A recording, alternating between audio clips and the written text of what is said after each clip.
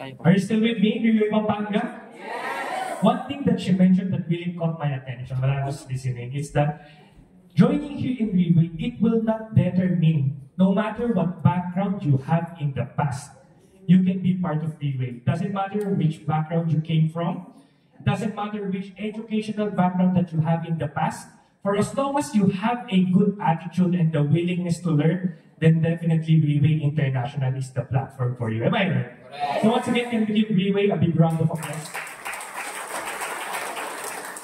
Just like for the first timer, of course, Vanessa mentioned that she was also once a first timer in the past. Tama po ba? And then the moment that she watched that event, that gave her so much curiosity to the point that she decided that she wants to do the business of Riwe. Just by having a curiosity, then that's the time that she took a leap of faith. Am I right? She mentioned about the leap of faith. Because in life, it's always about taking risks. Tama po ba? There's a lot of questions in our heads na hindi masagot. But in order for us to answer those questions in our heads, we have to take a leap of faith. Tama po ba? Because in life, everything is about taking risks. Because if you don't take risks, then definitely you won't be having answers that will be answering your questions. Tama po ba? And of course, just nice that Vanessa is very, very proud of her team because of her fruit of hard work. She mentioned that she has different leaders coming from different places. Tama po ba? Has in Bulacan, Manila, Pampanga, and coming from different places. Tama po ba? Because here in Riwe, if you are doing the business, then definitely you can expand your business by going one place to another. It doesn't matter if you're in Manila, then doon ka na pwede mag-build ng team mo. You can expand your business by going to other places, just like Vanessa did. Tama po ba? So once again, can we give Vanessa a big round of applause? You can already see because of her determination. Because of her determination, makikita niyo yung resulta because her team and different leaders is here with us tonight in this event. Tama po ba? Now, the moment that she mentioned that he expanded his team in a span of how many years, there's this one person also that bumped into my head.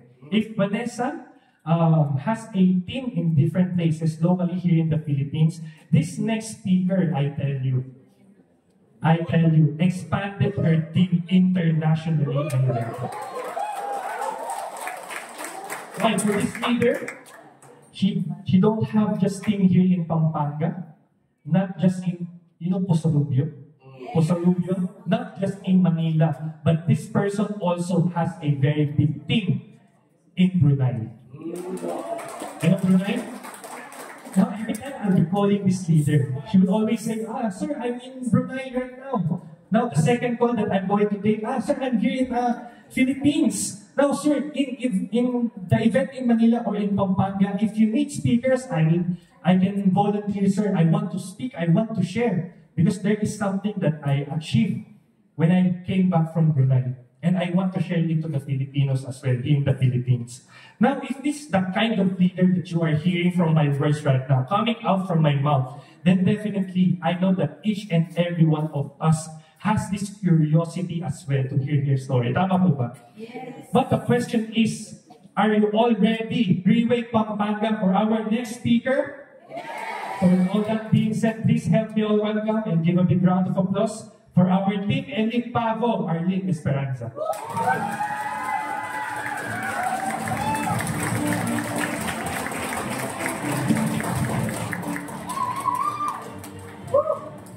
Kanina, hindi ako kinakabahan. Thank you, sir. Grabe. Grabe nila.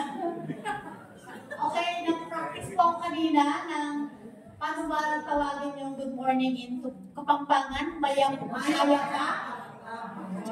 Naipag na bigat ako, amen, sa Ilocano. Okay, maraming salamat po sa lahat ng guests. And of course, I would like to thank you, my upline.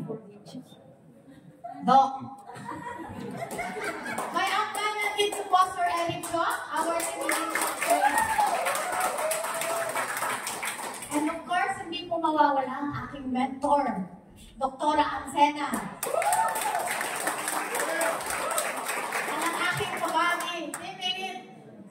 Pamo, Aubrey Alvis. Wala namang mga edit dito. And all the stars, ang gagaling ng mga speakers kanina po. So, okay. Ingalang muna ako, no? Why I choose Freeway? Isa rin po akong OFW, no? So, sa murang edad na 18 years old, nag-abroad na rin po ako. Sa hirap ng buhay. Ang tahimik. I choose Freeway because I started with my mother. Alam ko po natin na kung may mga magulang pa po kayo, dread them. Because na-meet ko ang Freeway way back 2018, my mom is really, really sick. Dahil na-meet ko si Portier, ang ating product, siya po ang nagbigay ng, sabihin na nating second life. So I would like to thank you, Freeway International, na nabigyan ng pangalawa pang buhay ang mother ko. So, not only that, dahil ang purpose ko naman po nung araw is just the health of my mom. I've been 18 years an employee. Ang hirap po talagang maging OFW. Alam po natin yan. I would like also to acknowledge my husband. Nandito po. Ang aking supporting husband and my family. Na nung araw na nagre-reweigh ako, siya yung antay po. Ayaw na ayaw niyang mag-reweigh. Hindi lang po ako, 18 years po akong may boss. Nag-apply, nag-build din po ako ng aking business. Nag-upgrade na rin po ako sa Brunei ng business. When I make Reweigh, dahil nga kay mother. So, I have 6 years na rin po sa Reweigh. So, I decided, during pandemic po yun, nung araw na yun, sa totoo lang po, ang buhay namin, walang-wala rin po kami. Ladies and gentlemen, siyam po kaming magkakapatid at panganay po akong babae. So, halos lahat po sila nandito. So, puro ate. Lahat na yata ng pwedeng pagkakitaan, ate. Yung utang na lang, sabihin na lang po, ate, pahiram. Yung pahiram na po yun ay wala nang balikan. Ganun po tayo, di ba, mga Pilipino? Pero tayo naman, kahit na galit ka na, magbibigay ka pa rin. Ganun po tayo, ano? So, i-stressin ka pa rin nila. Paano ko masabi, why I choose Reweigh?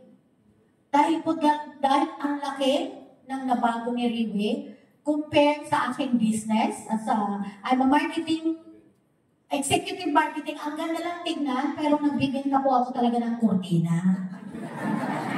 Yun po ang totoo kong business, trabaho sa Brunei. I'm just selling a curtain, carpet, we specialize all this kind of reupholstery. So, sabi na natin marketing. So, ang ganda. Pero sa totoo lang po, yun po ang totoo. I'm selling curtain. Magaling po akong mag-close. Sa Brunei po kasi, during Hari Raya, yung tinatawag nilang Christmas, sa isang bahay po, if I close one house, kasama ang wallpaper, carpet, million po yun pag nagpapalit sila. So nung ganun po ang klase ng trabaho ko. So, na-meet ko ang Reweigh. So, minasweldo lang namin mga nasa abroad, kaming mga OFW. Tama lang po. Of course, may siyam akong kapatid. I have 2 children, nag-aaral po in international. Imagine, yung style ko po na tinatawag nilang jack of all trades, yung buksan mo ito, andyan na lahat. Len, you supply everything. Kumbaga, tatanungin ka nila, you do this, you do that. Yes, lahat I do this. Lahat kinukuha ko po. Ganun ako ka-active sa Brunei. Lahat po na yata ng klaseng i-part-time. Pina-part-time ko po. Ganun ako Yes, ganun na nga po. So, dahil sa ang dami ko nga tinutulungan, kasi may dream po ako eh. May goal po ako. Gusto ko rin talagang yumaman. Sino ba naman ang ayaw yumaman? Di ba? So, by day, na nakita ko how Reweigh na tinulungan ni Portier, ang mother ko, Dahil ang gusto ko lang ng araw kay Riway is to get the free bottles. So tuloy-tuloy po akong nag-share about the premier dahil marketing po ako, magaling akong magbenta. Inaral ko po yun. By the time, September, 3 months po akong niligawan ni Sir sa Brunei. Arlen, you look my friends in Brunei and Philippines. Panay ang sabi niya ng stem cell. Naku-curious ako, bakit stem cell siya ng stem cell? Wala naman po siyang pinapakita ang bottle ng Vertier. Because 2018 daw po is wala pong product. So sabi ko, nung tinanong ko about the price, talagang umurong yung bit ko sa mahal. Sabi ko, ano ba naman ito si Sir? Ang mahal-mahal na, tapos wala pang product. So, ganun. Until that, September, I remember, katulad din po, agad siyang nagsabi na, can you give me 25%? We do an OPP. OPP daw. So, hindi ko pa naman alam yung OPP. Ganito nga. So, free na po ang pagkain sa Brunei. Pero ang hirap pang mag-invite. It's so hard to invite. Free food na po. Not unlike in Philippines. Free food na. Hindi mo akalain na hindi ko alam kung where the people came from. Galing ata dun sa... Hindi mo naman imbitahan. Basta na lang po sila nagdarating. Kasi nga free food.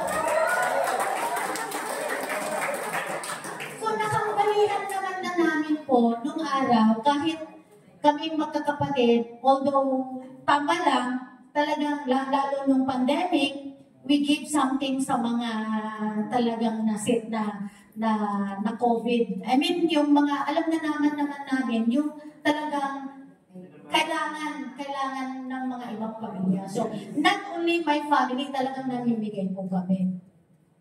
So, nung nakita ko ang Riway, anong ibibigay niya, dahil within 7 days, naging 1 star po ako. Kasi kahit naliligo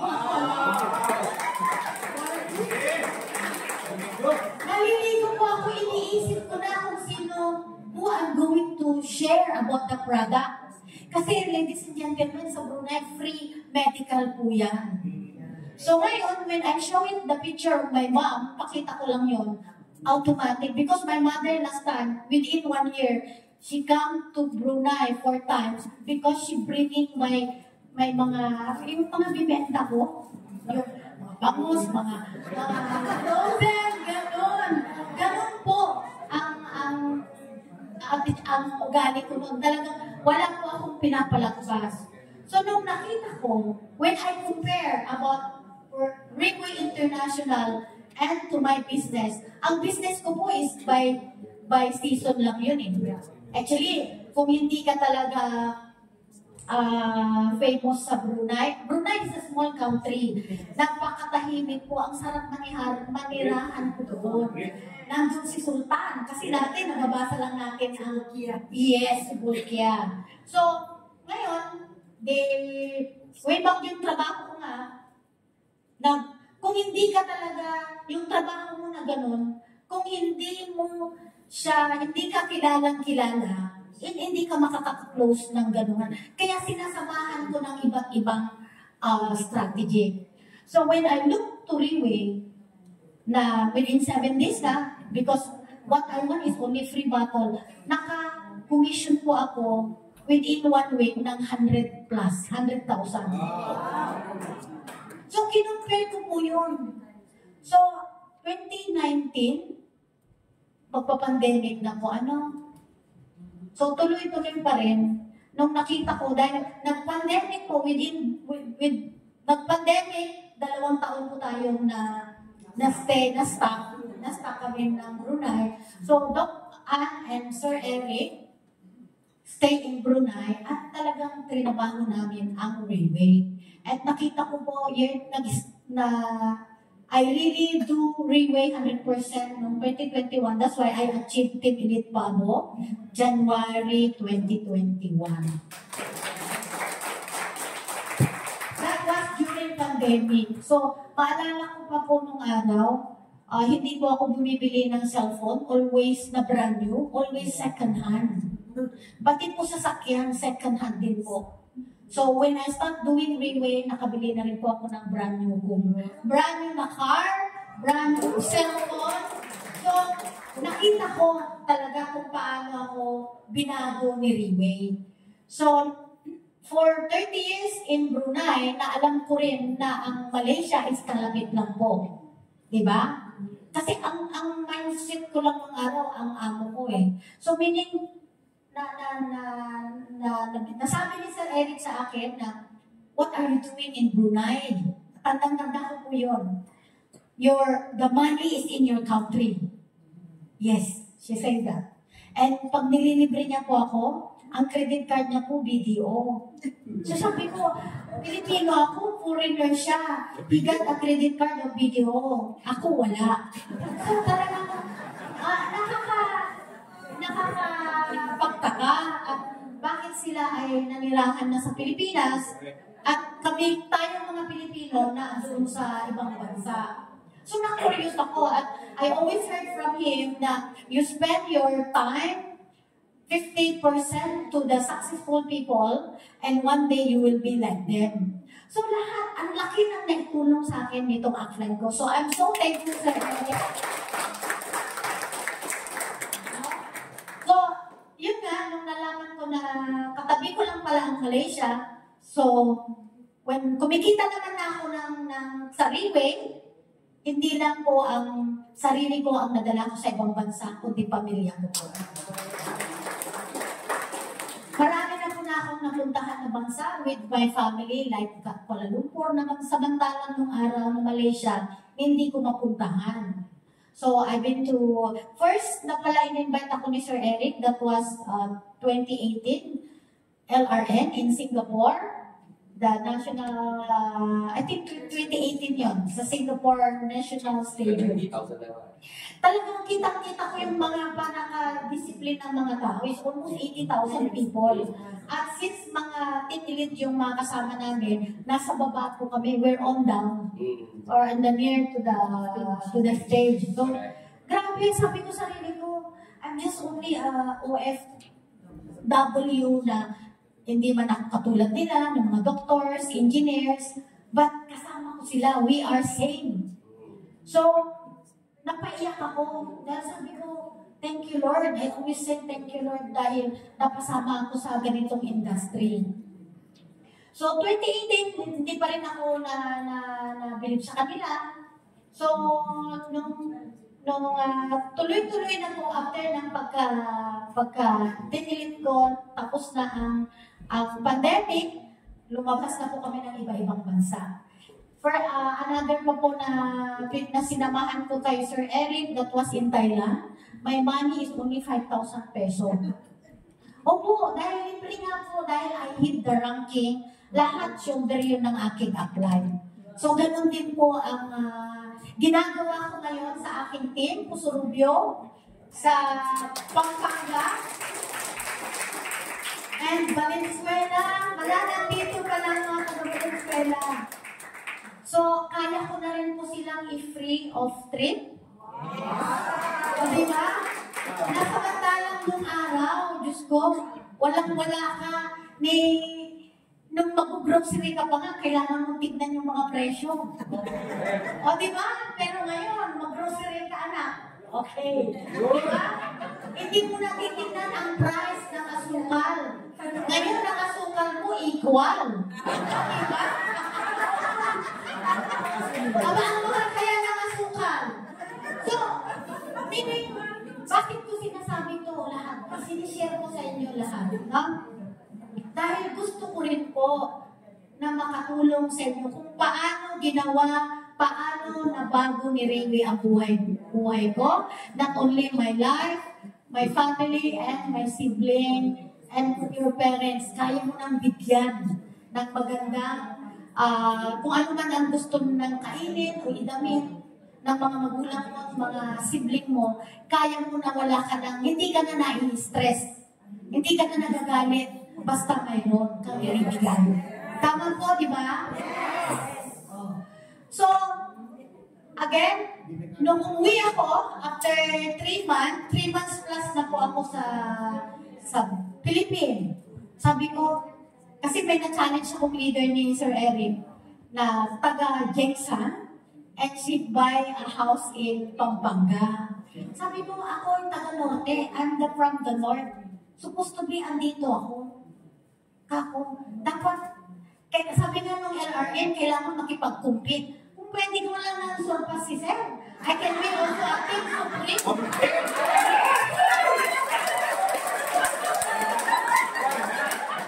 Yun po ang sabi nila, makipag-compete siya ka sa apply.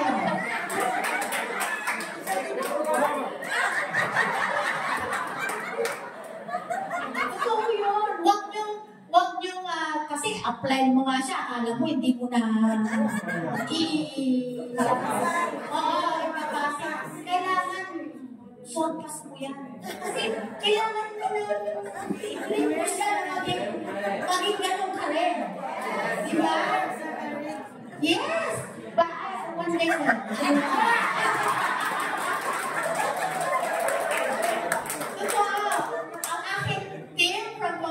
Lalo ang aking mga bagong taga-Asiggan, let's work together dahil mababago talaga ang buhay natin kay Lord.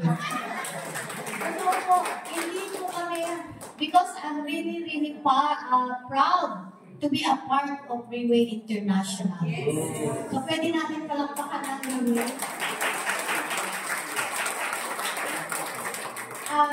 Isa pa po ang isi-share ko, bakit nandito ako ngayon. So, bibigyan ko po kayo ng tip, no? Anong ginawa ko para ako naging team elite? Number 1 po is focus. Mag-focus po tayo. Hindi yung nasa review ka na, tapos mayroon pang nag-invite sa'yo ng another network, pupunta ka ulit. Kailangan may direction ka. May very clear kung ano yung gusto mo. Yes. Correct? So, of course, being focused, hindi lang po alone yun na, hindi po enough po yun. So, mayroon po tayong tinatawag na execution. Yun yung tinatawag na action or movement. Kasi kung ang laki-laki ng idea mo, ang galing-galing mong magsalita, pero wala ka namang action, paano magagawa po yun? Diba? Example ko na lang.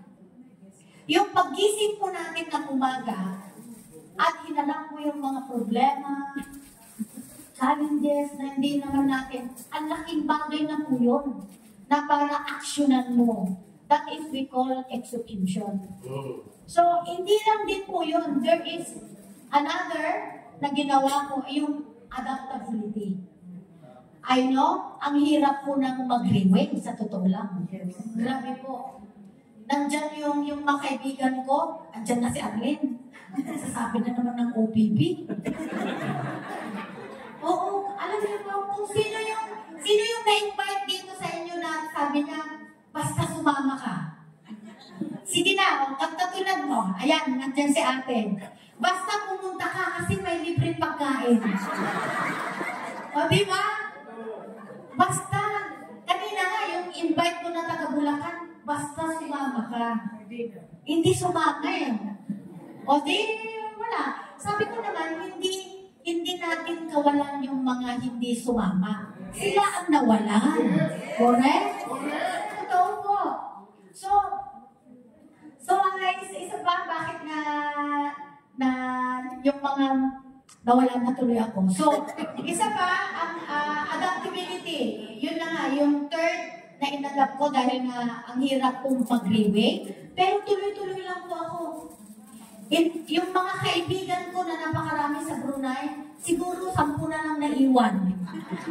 Kasi nga sa kaka-invite ko, nagagalit na po talaga sila. Arlene, ano na naman yan? Sa totoo lang, nung araw po, siguro sabi ng kapatid ko, ate, pang ilang network mo na ito? Sabi ko, last na to.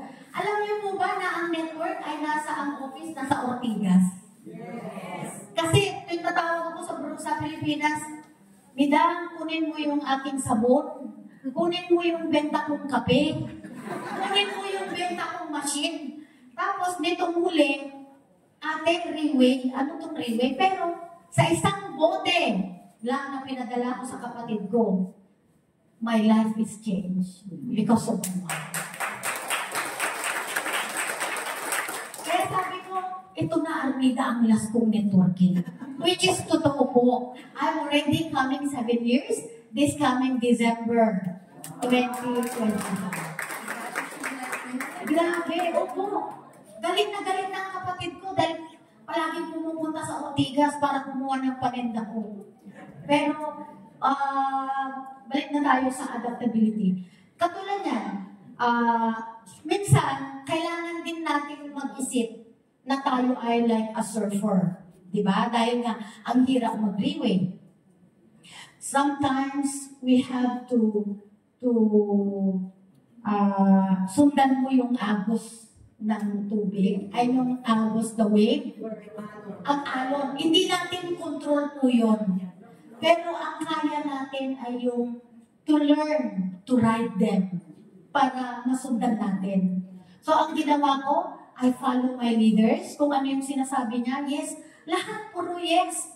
At kahit may appointment na nga lang ako dun sa Brunei, Ariel, you come here. Araw-araw po yan nagkakape. Wala na siyang ginawa. Kundi umaga, tanghali, gabi. Kasama ko siya kumakain.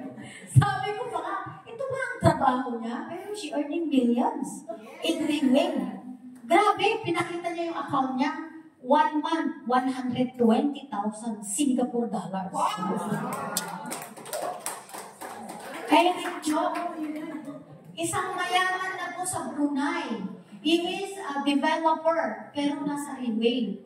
Yun ang naging curious ko sa kanya. Samantalang ako, naghihirap ako sa Brunei. Grabe na. Sabi nila, pag hardworking, yayaman ka eh. Pero hindi. Ang asawa ko nagagalit na nga eh. Pati gabi, trinatrabaho ko na nga. Pero para daw 10 na nga ang anak ko. When I do Ringway, isa po siya talagang galit na galit sa akin. Sinaraduhan pa yan ako ng gate.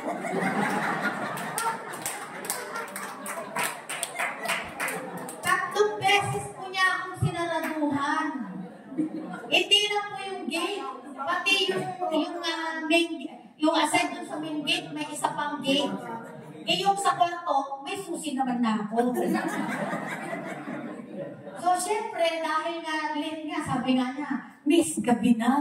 Naumaga na nga ako eh. Dahil sa Ringway, panay ang meeting namin every day po yan nung nagpa-fight po ako ng take it.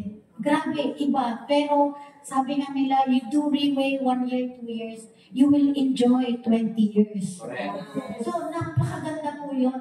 So, yung mga seniority dyan, yung mga seniors, huwag po tayong mawalan ng pag-asa na hindi porket nag-aalaga po kayo ng mga anak nyo, may pag-asa po tayo kay Ringway. Dahil si Ringway nandyan na. Napakaswerte po ng mga taga-Pampanga. Nandito na po. Samantalang nung araw, I have to fly to Philippines. Gagastos po ako ng 350 Brunei dollars. Sabi nga nung invite ko, taga Rizal, alika, I will invite you sa office. Manila pa po nung araw. Len, ang layo naman ng MOA, sabi niya. Ang layo ng MOA, samantalang ako. Sumakay po ako ng eroplano. Tapos sasabihin mo, ang layo ng Rizal to MOA. Grabe, di ba? So, yung mga ganon, na makikita niyo po kasi ang isang tao is really willing to change. Kasi kailangan dito kay Ringway, attitude din. Isa rin po yun. Yung attitude mo na talagang you have to be humble lalo kung sa leader mo. Kung lumalaki na po ang team mo, nandyan po ang mga issue. Kailangan nyo po talaga be patient. Kasi yung patient na yun, yun ang magbibigay sa iyo ng best result. Diba? May 30 minutes na ba ako? So, again, I encourage to you sa mga bago, lalo sa aking mga guests, sana hindi lang naman po ako, may mga speaker pa po na nakapagpatutuo sa inyo.